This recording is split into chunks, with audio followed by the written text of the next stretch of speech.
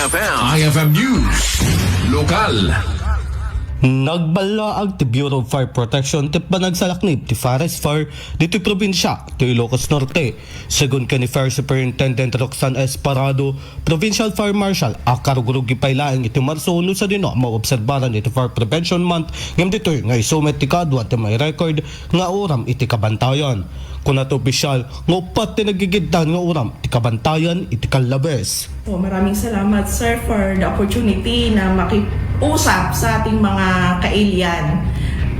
Actually kakasimula pa lang, nagsisimula pa lang yung dry season natin. March is the start of the dry and hot season. Pero the irony of yung March, nag-observe tayo ng fire prevention, pero dito naman tayo nakakapagtala ng pagkarami-raming sunog sabay-sabay pa kagaya nung weekend. So, and all of those fires are attributed by human factor. Kabayatan na inbatan ni Fire Superintendent Parado ano mabalin kat adaywan wenno saan nga agaramid kadag aktibidad ang makaramid iti uram. Maaari lamang po sa panahon na ito, iwasan po muna natin yung any activities that will cause will use fire and eventually will cause spread of fire.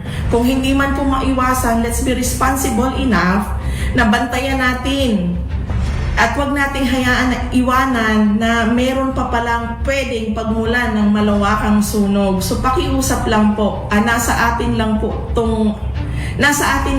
kung kumbaga pwede naman kasi itong ma-prevent eh.